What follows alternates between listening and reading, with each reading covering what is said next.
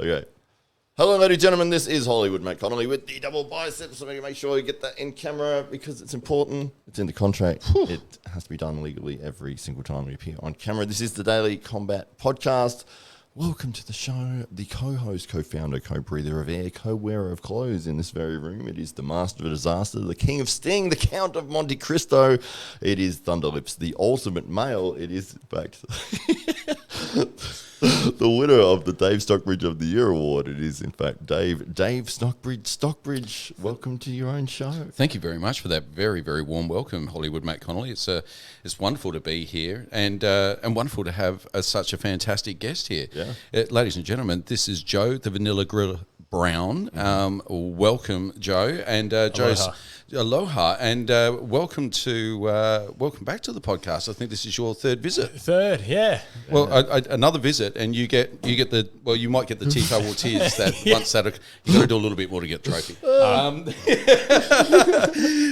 So Joe, you're fighting in the upcoming Apex Sport Fest 3. That's at the Norwood Oval, 25th of February. If you haven't already got your tickets, head over to Diamondback FC. They've still got a few remaining. VIP tickets, of course, will be the ones to get, so you can sit cage side and see your work on the evening. So, and you're up against Owen Barker. Yep. So, Owen, a formidable opponent, making his way over to join you in the cage. What do you know about Owen and how the preparation has been going with respect to camp, specifically to take on Owen? Right. So, what I know about Owen is I know he's from Sydney.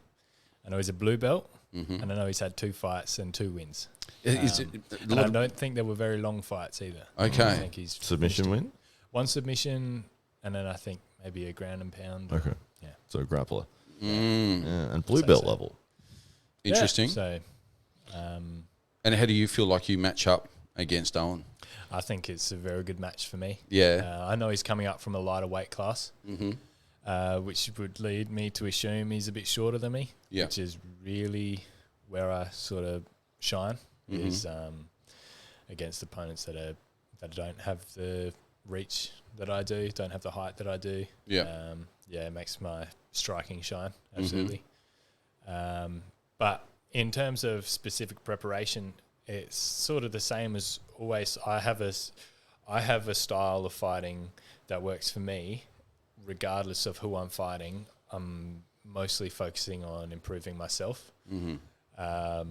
Occasionally, there's fighters that come through that you have something specific to work for, and to focus on. But in a lot of my fights, my style beats most styles, especially with the height and reach advantage. How do you define your style then? Kung Fu master. Kung Fu.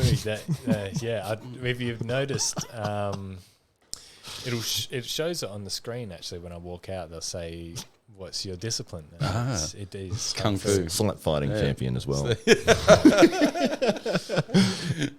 Obviously, through rigorous trainings and competitions in various unheard dojos. Underground Kumite champion. But it's a lot of my fights, I have success when I'm long and picking people off from the outside. And, it makes it easier to sit down on punches when someone's doesn't know when they can be hit or not. Yeah. And that's when you see a lot of knockdowns happen early in the fight because people get surprised they think they're safe, but they're actually in range. Yeah. And it's a fine line, but it's an art to learning when you can be hit and when you're out of range and baiting people into thinking they're in range. Yeah. And that's what I specialize in. So range, distance control. Yeah. So now that you've got a bit of a profile that's developing and you've got a few fights that are out there, are you at all concerned that people now have a greater opportunity to prepare for your style? I'd hope so. Yeah. It's always exciting when people might think that they've got my style sorted, but I don't know if you've noticed over the last few fights, it's sort of come a long way, even over short periods of time. I fought in July, and then I fought in October. And the difference in my striking, I did show a little bit of my grappling, but the difference in my striking especially, you know, you'd have to assume that each time I fight, it's either different or a lot more trickier than you thought it was. And when you look back at your early fights to now, where do you think there's been the most improvement, and what are you most satisfied with when you reflect upon where you were? I think between probably those few months between July and October is where I've made, well, really it's between every single fight. I grow so much. And you have to, it's hard not to improve when you're training, you know, all year round, but you're really knuckling down for 12 weeks at a time. And the training partners that I have, you know, it's really hard not to improve. Yeah. And who are you training with at the moment? A couple. So one of my main training partners is fighting just before me. Actually, he's Harry Horsell. Yeah. He's got a exciting fight. Well, he's always got exciting fights, but this one in particular will be a good one to watch. He's one of my main training and sparring partners. And there's some other big guys at my gym. It's sort of gets a bit tricky to find guys that are bigger. You know, you sometimes have to search far, but I've been lucky that my gym has not only big guys and big bodies, but skilled bodies. Yeah. So, and Shane Mitchell in the mix there as well. Yeah, so I go off my main training partners are Greg Hearn, who's well known around Australia MMA. He's been around for a long time. And he's also sort of, I'd have to give him a bit of a shout out because he's always been so selfless in helping our fighters prepare. And if there's something that we want from him, he'll show it to us. If it's I can't make it to training, are you around at this day? He's like, just let me know. I'll be a body for you to beat up if you want. And he's big as well. So he's one of those few guys that moves really well, but naturally sits at 95, 100 or so kilos. And he's strong as well, and he's very fit. Always, he's always got good cardio. So always good work out of him. Harry Horsell, I said, Big James, James Marshall. He's more, I would use him for someone who keeps me thinking in the grappling. He's always been, and you know, I'm getting there, but he's always sort of one step ahead. He's really clever on the ground and knows how to use his big body. Lockie fought at the last DFC event and had a very good fight and won a decision. Well-earned decision.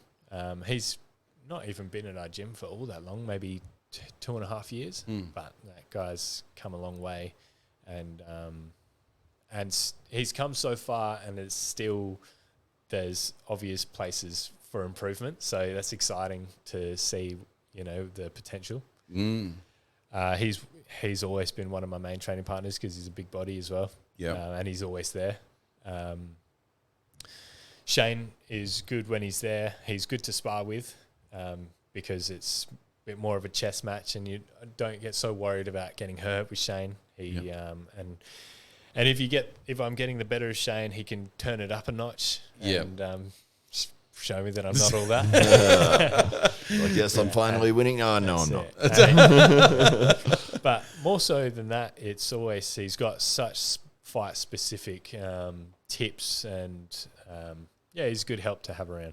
This is Cardio Flex MMA. That's what we're all fighting out of, Cardio Flex MMA, and of course there's other big bodies around that I haven't mentioned. Even the guys that aren't as big, I get great work out of everyone. I get work out of Jed and Louis, and they're not as big. There's and some of the other fighters, and even lots of guys there that aren't fighters, but they're there just as much as the fighters are. But they don't have any interest in fighting, but they're always there to help us work and give us work. And but they say you're the average of the 5 people you spend the most time with, and when you're at CardioFlex, you really are surrounded by champions. Absolutely. And some not only that, but people with great work ethics. And in your time of training, you kind of, I guess you start discovering who you are as a fighter. You've changed weight divisions as time's gone on as well. Yep. So you're now fighting lighter than what you were when you kicked off. Yep. And is that a plan that you're going to stick with in the foreseeable future? Absolutely.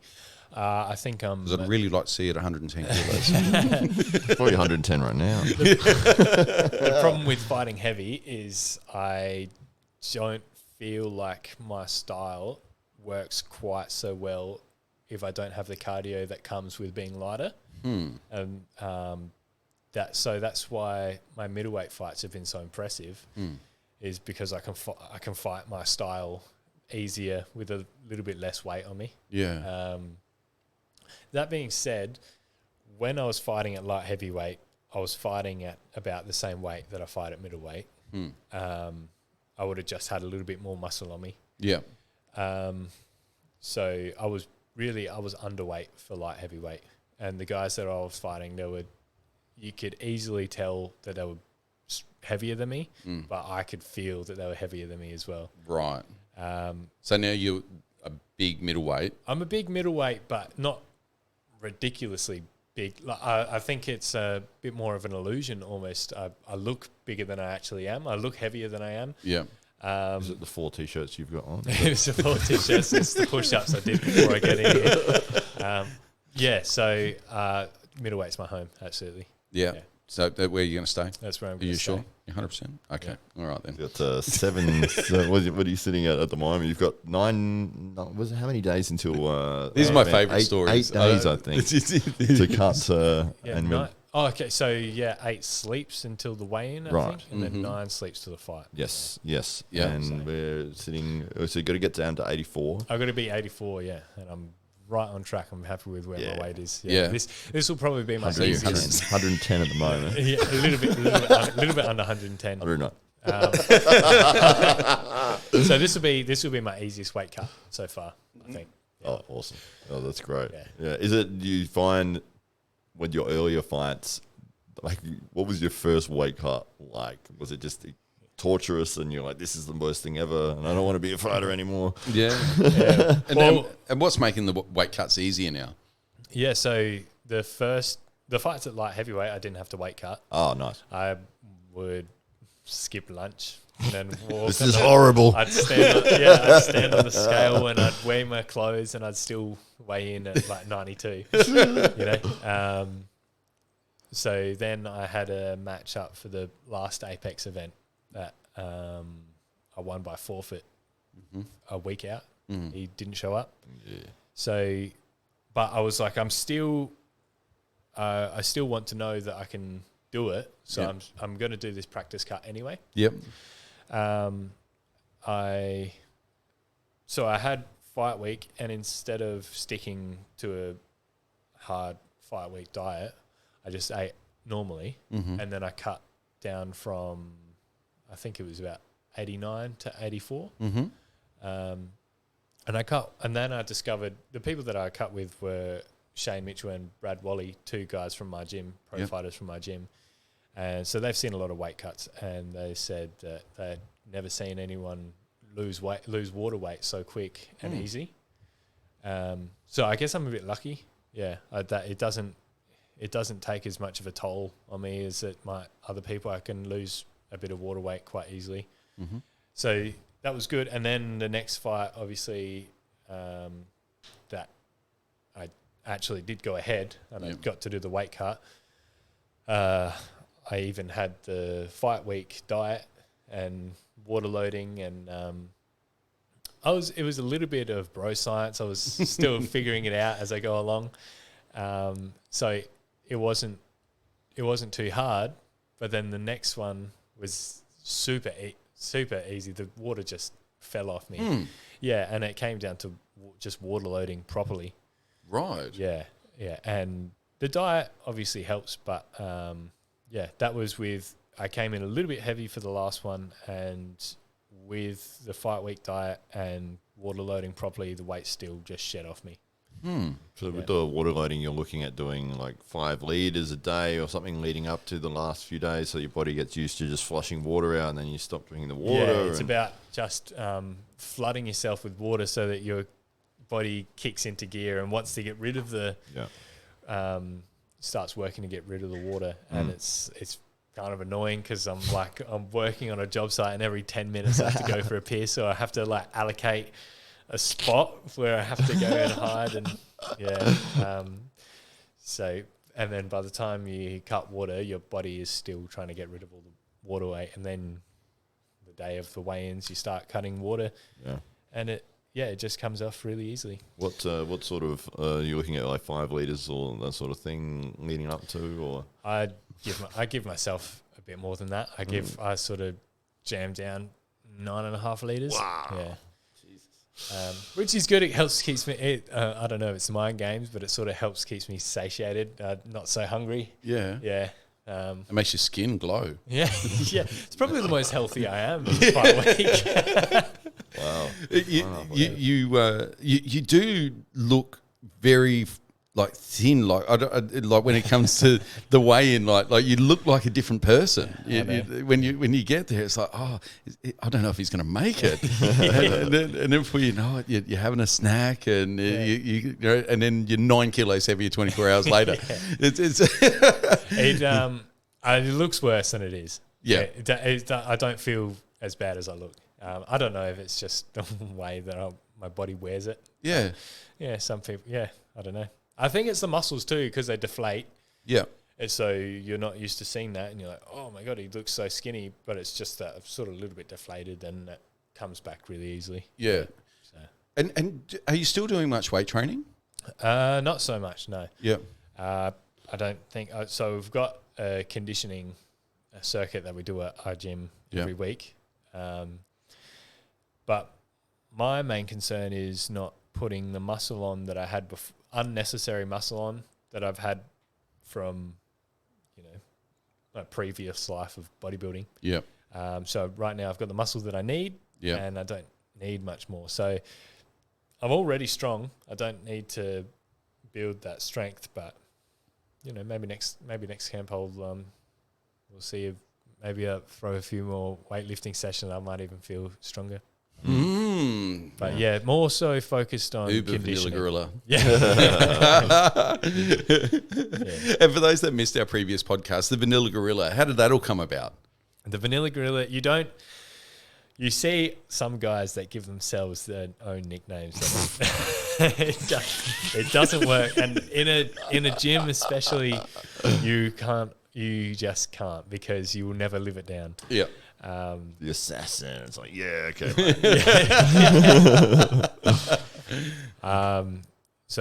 Nick. Did you have one before the Vanilla Gorilla emerged as the favorite, as the prevalent? The assassin. No. the assassin. I guess it's always something that you think about, and this is going back years, like 5 years ago. It's always something that would sort of be in the back of my head. You hear a cool word. Yeah. Like, oh, that sounds nice. I wonder if it would roll off the tongue with. Yeah. But I didn't have anything in particular. And then I get given the Vanilla Gorilla. Mm-hmm. And it felt right. And I was also so exhausted that I couldn't argue it. So, I wasn't too sure about it. I wanted something short and snappy. Yeah. Yeah. And the Vanilla Gorilla, but it is not so much that, but it rolls. I've got quite a short name. Yep. So it gives the announcer something that they can grasp onto. I really like it. I really like it. And it's grown on me, and now it's more of an identity. Yeah, that's right. I've got all my books at TAFE say Vanilla Gorilla on it. That's excellent. Yeah. I can see all the merch now. Yeah. I can see. Hey, if anyone's listening, we have to sort this out. Yeah. Well, we'll slot it into the store, into the Daily Combat store. That's it. Absolutely. So now, obviously, things are getting serious. Like, it was all, let's just see what this MMA thing's like. And now you're one of the mainstays at DFC and an emerging talent, and obviously getting a lot of attention in the MMA world right now. And in middleweight, you obviously gained the reputation as you're no longer that light heavyweight guy. You're now the big middleweight guy who's someone to contend with. And how's that now translating into fight opportunities and the phone ringing and doors opening? Yeah, it's since my last performance in particular, it's meant I've noticed that I've started to get more recognised from other promotions as well. And it helps that I'm also fighting. 2 of my fights have been from guys that are interstate, so they get eyes from them from maybe their local promoter or their gyms and their team. So my name's definitely getting out there. But I don't have trouble finding a fight anyway. There's always middleweight is easier than light heavyweight. There's more people around, but also the sport's growing and there's more names. There's more people coming through. So there's not so much the trouble of finding an opponent anymore. It is good to know that I do keep tabs on my ranking on Tapology. I think I'm sitting at 10 at middleweight and 4 at light heavyweight. The light heavyweight one will probably disappear after I haven't fought light heavyweight for a little while. But quick, easy fight at light heavyweight, I think, somewhere along the lines, just to fill in some gaps. And bring you back into contention for a title fight somewhere. I'm sure. It. Well, look, the plan going forward is to stay ready so I don't have to get ready, and that means being able to take middleweight fights on short notice, being able to take light heavyweight fights on short notice. Not that that's where my focus is, but my focus is definitely on the middleweight division. I just feel so much better at middleweight. And I feel that in no time at all I'll be king of the jungle. Watch out, the little gorilla's taken over. Who is the middleweight champion DFC at the moment?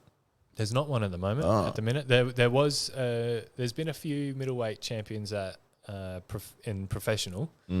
There was Shane Mitchell, then there was another big fella. I forget his name. Rich Warner, Ouchin or something like that. Who's since gone on to fight for other promotions. And so there's no professional middleweights.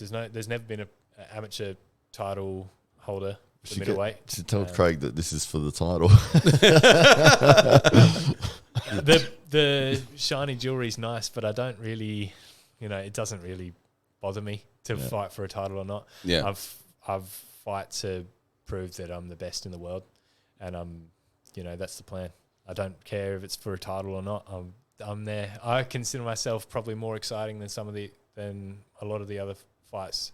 So whether it's for title or not, I think people will come to watch and get their money's worth just on my fights alone. So I will say, as an observer, what seems to have happened over recent fights is that there's a real anticipation for your fight, and people are like they're G'd up there and they're ready, and you walk out, music electrifies whatever room you happen to be in, and as you're walking out, the crowd just go absolutely nuts as soon as they hear the Vanilla Gorilla Joe Brown. How does that feel now that you're so recognised and people can't wait to see you in the cage? That's it's huge. Honestly, it's mind blowing. It's humbling. It's all I sort of ever dreamed of. And so when you get that reaction, not only walking out, but after the fight, and especially after the fight, you understand that you earn the cheers. Before the fight, it's like, do you guys even know who I am? I don't know why you guys are so impressed, so excited to see me. It's just your mum's got everyone excited. But I think it stems from the success, the recent success I've had in my last few fights. Well, every fight that I've had has been contender for fight of the night,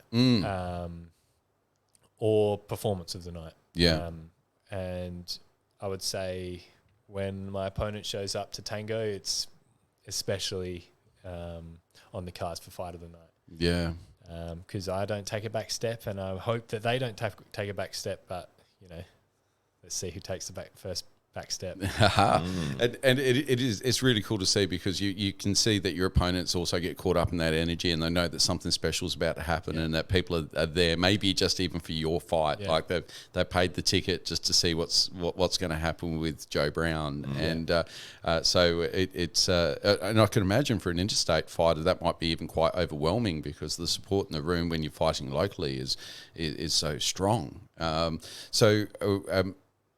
in fighting interstate and being on the flip side of that, how do you prepare yourself now when you do travel and you find yourself in maybe a less friendly environment?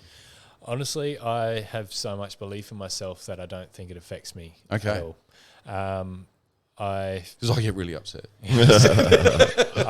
Obviously, like when the noise is for me, it's I almost have to fight it. I almost have to not let it get to me. Yeah. So the flip side, I'll fight better if no one's cheering for me. Yeah. I'll fight just as. Sorry, I won't fight better. I'll fight just as well. Yeah. I don't bother if no one's cheering for me at all. It's I'm there to perform, and I'm there to do what I'm there to do, and I'm there to prove how good I am. Have you ever had a moment when you were fighting in a cage and the audience had said something or reacted to something and you were like, "Oh," and that got to you, or like it keyed you up a little bit, or and that's a learning experience as well. That's there's something to take from that. My second fight was against Will Sutton, and the crowd got a bit excited at one point, so I started to. I had a dominant position, and as he was working up against the cage, I landed a few cheeky shots, and the crowd got really excited, and it sort of encouraged me to unleash.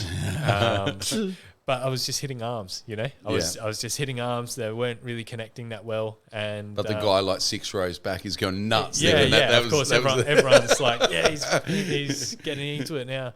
And then I didn't realize that that it would take such a toll on me to explode for 10 seconds. Yeah. Then I'd have to take the next 30 seconds to recuperate and get my energy, and to be able to keep up a good pace. So I've learned from that. Yeah.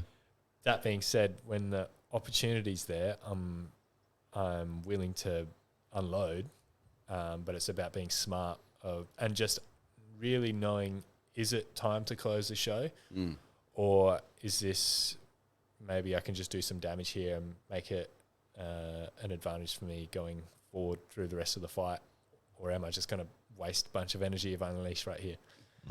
It's amazing presence of mind to be considering those things in the moment, and I guess that I kind of feel in some respects that fighters that are brought up through DFC have that advantage of having fought in front of big crowds almost since day one. You know, when you're fighting at an iconic location like, say, the Adelaide Oval, in the McGarry room there, and it's a big crowd, you know, there's 1,500 people there perhaps, and or at the Norwood Oval in front of thousands of people under the lights. I mean, it's a big occasion. You get exposed to that at a really early stage in your career, which must help you kind of calibrate your thoughts and acclimatise yourself to those big occasions. Yeah, I think it gets to some people, not everyone, but I think a lot of the time when the fight begins, all of that is just wish-wash and doesn't affect at all. But I think some people, can easily sort of lose themselves in big moments like that. Yeah. It seems to me that you thrive in them, though.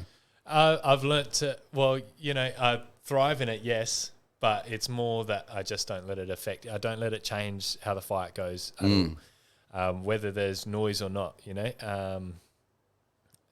Also, I understand that it's a show and a production. Yeah.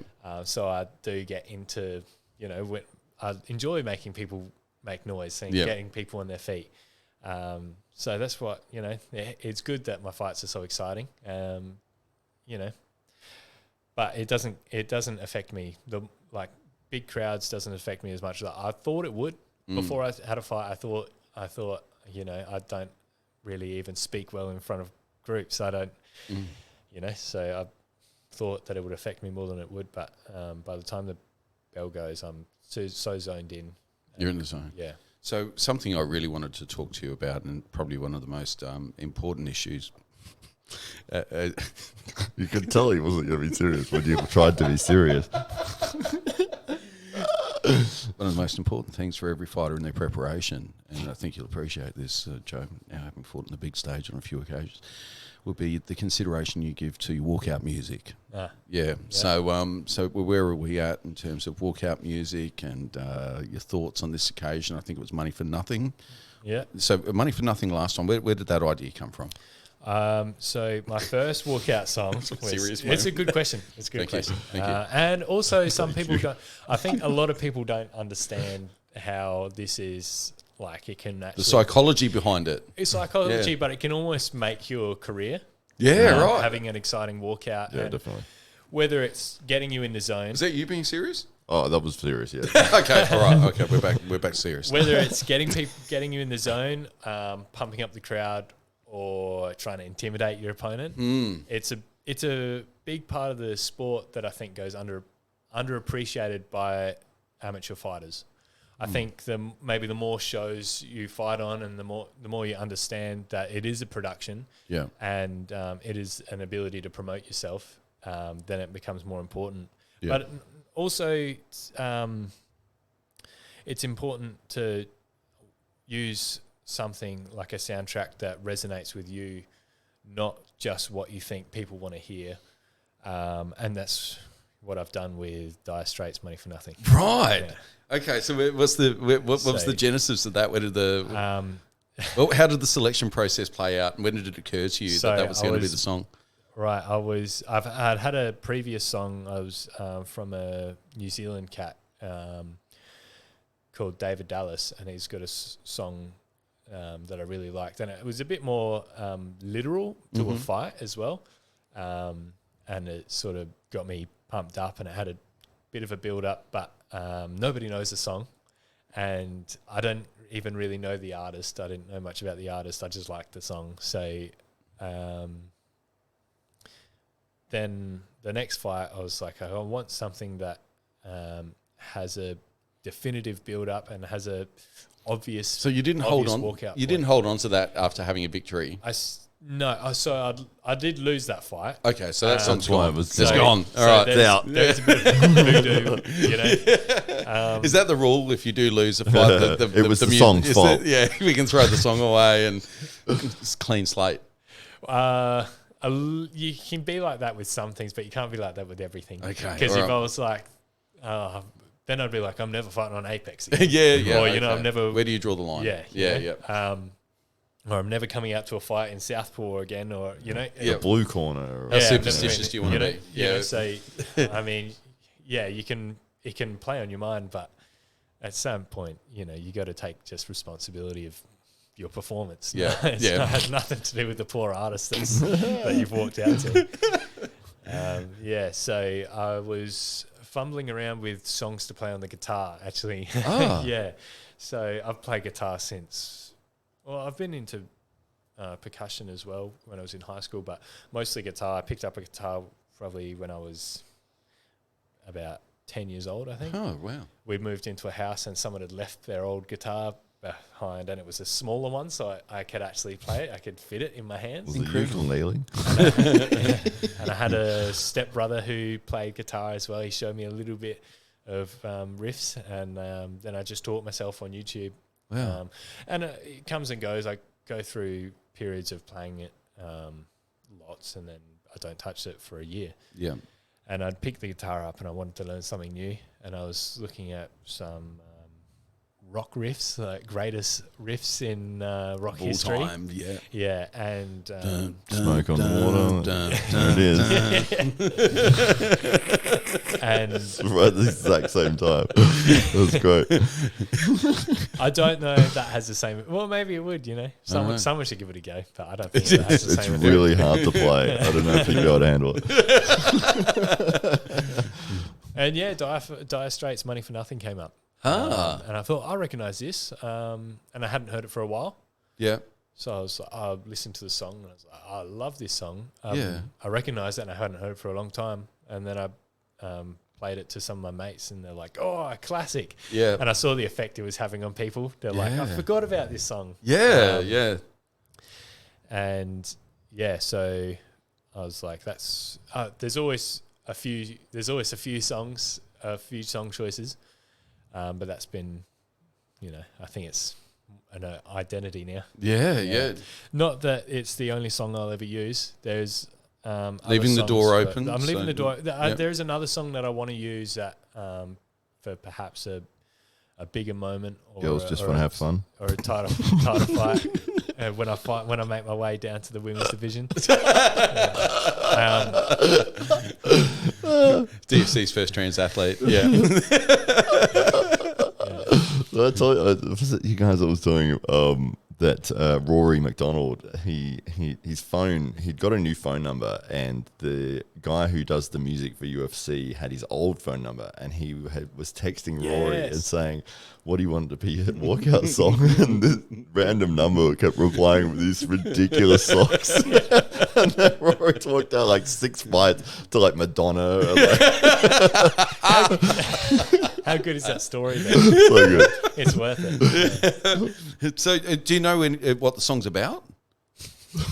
I consider it smoking someone for 9 minutes, making a bucket load of cash, and getting a week's worth of wage in 9 minutes. From what I understand, because I was a Dire Straits fan when I was a young fella myself, and so apparently the story goes, Mark Knopfler goes into like a radio rentals, kind of like a place where they're selling TVs and all of that type of thing, and he's there and he's waiting to get served, and they're on TV. Dire Straits is on the TV, all the the 25 TVs and the JB Hi-Fi. I said radio rentals, like any of our listeners remember what radio rentals is, but like a JB Hi-Fi.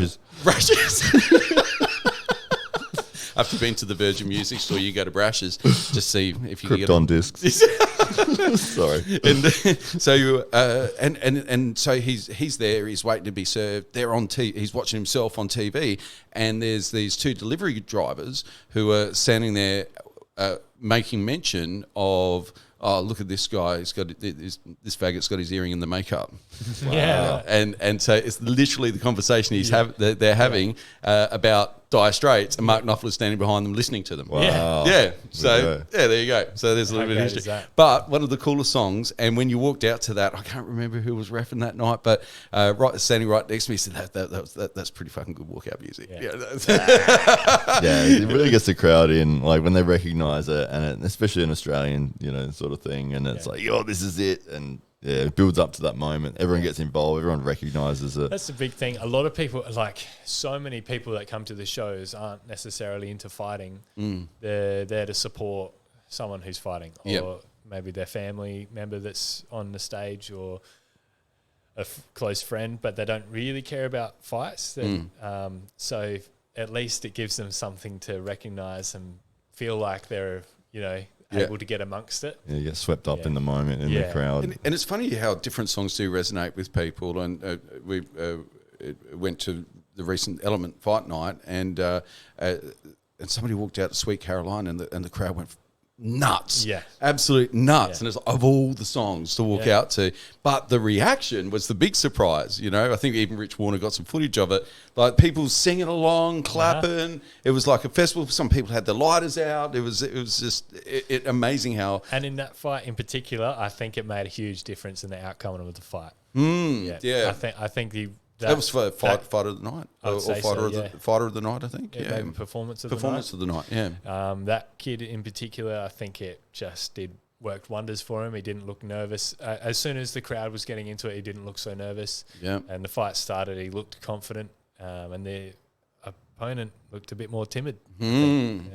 Yeah, very interesting, isn't it? It's interesting that as a young fighter, you're giving these things a great deal of thought, and understanding how to change the energy in the room, and how people react might impact on your opponent's psychology, those in those vital few moments before you're about to enter into battle. So we're sticking with Money for Nothing. That's going to be the... You'll have to wait and see. And so, because there's another song that I want to use at a big moment, and I don't know if this is that big moment. Maybe it will be, maybe it won't be. But don't worry, be happy. It's another one you'll know when you hear it. And you'll be like, yeah. Why can't we be friends? I think I have actually heard that on a walkout. Really? At one of our shows, yeah. Absolutely amazing. So if people do want to find out what the walkout music is going to be, they're going to have to head along to Apex Sport Fest 3. And of course, the easiest way that you can do that is by heading over to diamondbackfc.com. Get your tickets now. They're selling fast. And of course, this event's on the 25th of February, which is only a matter of eight or 9 days away from today, which is the day we're recording. So maybe a week out from when you're watching or listening to this. So if you're listening to this and it's before the 25th of February, the best thing you can do is hit up the website right now, get your tickets whilst there's still some good ones available. VIP tickets are going quickly. So do make sure that you jump on and get them. And you might even see the man next to me, Hollywood Matt Connolly, there flashing some double biceps. He'll be there most of the day when he's not in front of the mirror. So, but he will be there most of the day. There will be a mirror in front of me. At all times. So Joe, wishing you all the very best with your matchup with Owen Parker, and can't wait to hear what the walkout music's going to be, and can't wait to and before you do go, have to say thank you for the shout out at the last TFC event at the end of your last victory, and you used your precious time in your victory speech to give us a shout out, the Daily Combat podcast. So that was an amazing moment, and I think we've got that enshrined on our Facebook page. I think it's one of our highlight for us. Sure. One of the great moments in sport, as far as I'm concerned. Yeah. So thank you very much. No, it was good. It had to be done. I'm glad you're the man that did it. Yeah. So, ladies and gentlemen, put your hands together. Joe, the Vanilla Gorilla Brown, wishing you all the very best of luck, mate, and hope to see you walking around with a strap over your shoulders sometime during 2023. Would be nice. Awesome, mate. Thank you.